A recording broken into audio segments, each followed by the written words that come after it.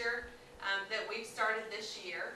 And the reason we call it armed intruder is because we're recognizing that it might not just be, you know, we typically think of a gun or a knife, or people are crazy out there. So when we say armed, it could be anything. So this is our procedure for what we would do if a bad guy were to ever come inside the school and try to hurt us. It's not a nice topic, but you guys, we feel like you should know what to do if this should ever happen. And it's like a fire drill. You know what to do in a fire drill. And a tornado drill. You know what to do in a tornado drill.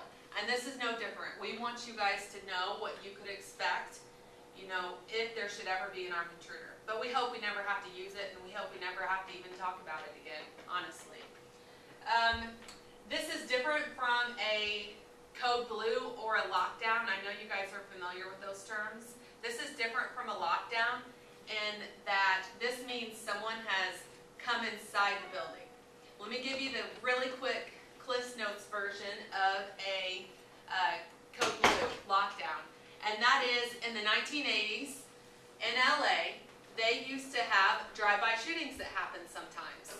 And when that happened, they would tell everyone to lock down or go inside the building. Okay? They would tell everyone to go inside the building when those things happened. And that was a lockdown, right? So that's very different from if someone comes inside the building to hurt us. So that's what we're talking about, is an armed intruder. And this is something... Huh? Theodore Roosevelt. Yes, Theodore Roosevelt. Then that's okay. In any moment of decision, the best thing you can do is the right thing. The next best thing is the wrong thing. And the worst thing you can do is nothing. And this is all about doing something always beats doing nothing. If an armed intruder were to enter this building, the number one thing that you guys need to remember is that your teachers have been trained and that you can do whatever it takes to keep yourself safe. Okay? Your teachers have had training on this. They've got a more in-depth version of this. But ultimately, you guys can do what you need to do to keep yourself safe. If you're in a hallway where no one else is around, this is the reason you need to pay attention to these things. It's because, you know, you might have to find a teacher. You might have to make a quick decision to get into a room or to do one of the three things, to run, to hide, or to fight. And we're going to go through each one of those steps. And the one thing that you guys should remember is to never, ever panic. So if we were to ever have a situation like this, we don't want you to go, oh my gosh, this isn't the time to put the arms in the air and run back and forth, right? This is the time to collect yourself and remember your training, right? Just like with your fire drills that we've done a million times and the tornado drills we've done a million times. This is the time to collect yourself and kind of revert back to your training. Your teachers will make a decision in that moment whether to run, to hide, or to fight, based on what they're seeing, what's going on in the hallways, what they're hearing.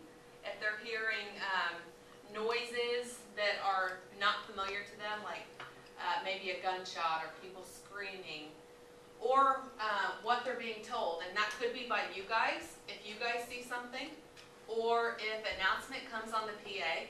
It could come in a variety of ways. So the first option, now we're going to take some time to go through each one of the three options. The first option is to run. And your teachers will have already figured out a game plan where the closest exit's at. If one exit's blocked for one reason, can you go out another exit? And if both exits are blocked, they might have to break a window.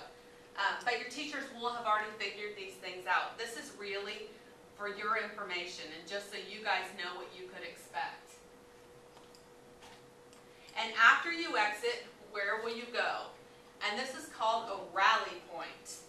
A rally point is essentially where you go and where we'll take attendance, just like you do in class, right? Where you'll take attendance so that we can account for everyone and know that everyone is there safe and sound.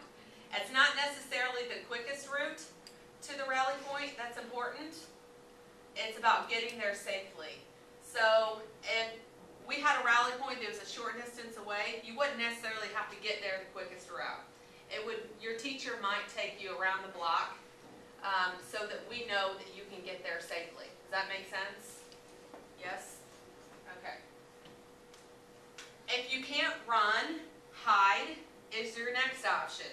And hiding is, it's kind of like what we used to do for, I told you this isn't a code blue drill, but this is kind of like a lockdown, a hiding is. And what you would do is your teachers would encourage you to help probably, and that would be shutting the lights out, closing the door, locking it, and hiding in some fashion. So if you were going to hide, the door's right here, right? And there's a little window. So if you were going to hide in this classroom, would we want to hide over here? No, that wouldn't make any sense. We probably want to hide along this wall right here, right? The same wall as the door so that anyone that was looking in would not be able to see people were inside. And then along with that, there would be some kind of barricade. Have you guys heard the term barricade before? Okay. There would be some sort of barricade that's done. And this is something that you would probably see under that circumstance. And your teacher will have already had this figured out. They are not going to be able to pull something out of their hat in that moment, right? So they will have already had tools in their classrooms or have a game plan as to how they would barricade that door so that no one would get into it.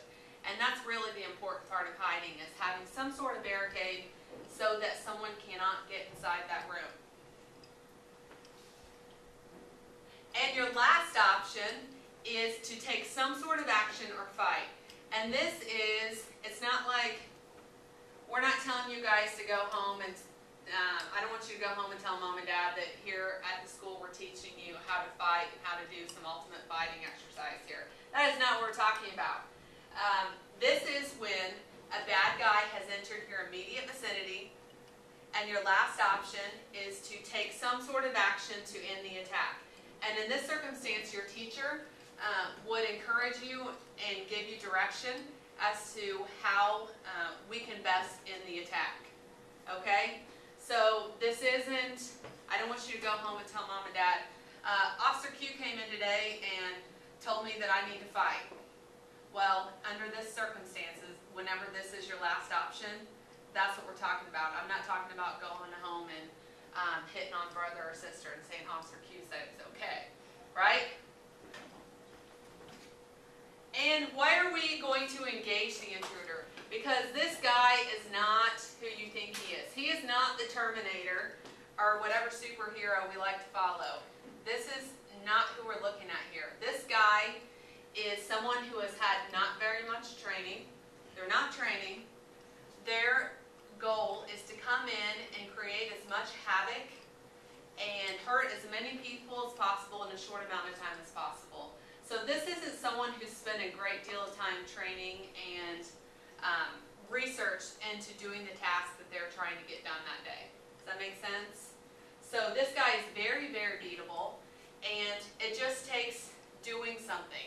You know, I showed you guys that quote in the beginning, that Theodore Roosevelt quote, and really it takes just doing something. And we talked about that in the very beginning, like 5 minutes ago.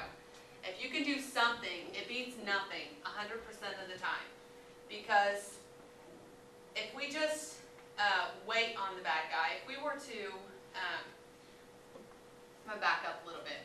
This message is no different than what you've been taught as little kids, right? Whenever you're a little kid, mom and dad told you from a very early age, they'd say, okay, if a stranger comes up to you, or a bad guy comes up to you, and they want you to come with them, they say, come here little girl, come with me. I'll give you a really cool piece of candy if you come with me.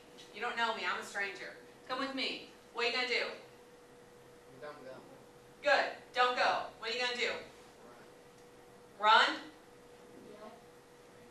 Yell. Yell? Make as much noise as humanly possible, right? Okay, so what now if that same bad guy comes up to you and tries to grab a hold of you, say, come on little girl, come on, come on. Now I'm using some kind of force, right? Now I'm using some kind of force. Now what are you going to do? Kick? Bite? Fight back, right? You're not just going to go with the bad guy, right? And it's no different when the bad guy has some kind of weapon or something with them that they're trying to hurt you with. The message does not change.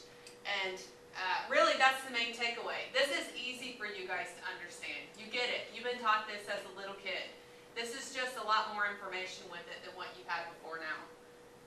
So it is, in closing, it's a mindset. It's something that you have to think about ahead of time. You don't have to be scared about it. I don't want you to feel paranoid about it when you leave here and say, oh my goodness, I'm scared. You don't have to be scared because your teachers have a plan. We have a plan in place here at the school, and we're prepared. So you don't have to be scared because we are prepared for something like this.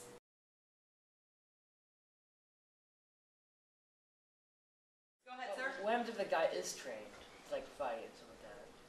We would have the same response no matter what. If we have the most tactically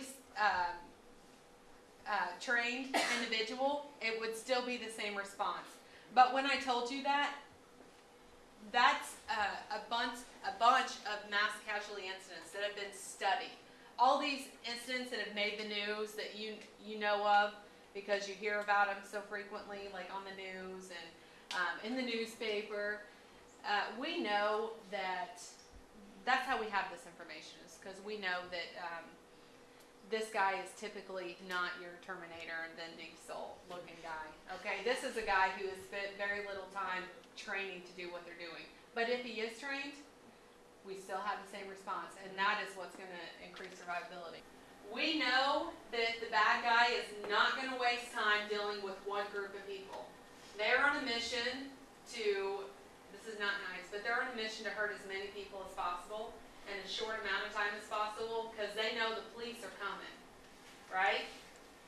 So they're not going to say, okay, I'm getting that class no matter what. So I'm going to run out of this school and then I'm going to go outside and try, and what are the odds of them being able to find this classroom? We're just walking through the hallways going to our classroom and it comes across the announcements or something. Do we just run into the classroom? You would follow the direction of the teacher that's closest to you. So whenever you guys are walking through and passing periods, there's teachers outside, right? Mm-hmm. You're going to hear a message from them that they're going to say, come on, come on, come on, right? You're still going to be getting some direction. It might not be from a teacher that you have normally. You'll still be getting direction. You will know which way to go because you're going to have classmates and teachers going in a direction. And if you see your classmates and teachers running in a direction, what should you do? Follow. Follow. If some of the students choose to fight back, but the teacher and the other students choose to hide or run, like, should those students follow the teacher or should they fight the intruder? Excellent question. And in that circumstance, you would follow what your teacher is telling you to do because I told you that you guys get this presentation, but your teachers have a more in-depth training on this same information. So I'm going to tell you that you need to listen to what your teacher's telling you because they might have information that you don't have access to at that time. So always listen to what your teacher's telling you in the classroom. Your teacher will encourage you to do the right thing because, like I said, they've had this training and they know what to do. Just more than one person.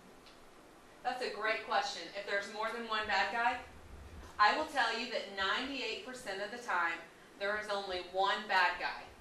And all these mass casualty and horrific incidents that you might hear about on the news, 98% of the time, there's only one bad guy. And the other 2% of the time, they've never separated. If that day there's a substitute. Great question. And if there's a substitute, in that moment, whenever I talked about earlier about what you're seeing, what you're hearing, and what are you being told via PA or email or text message, that your substitute teacher would hear things going on, like in the hallway.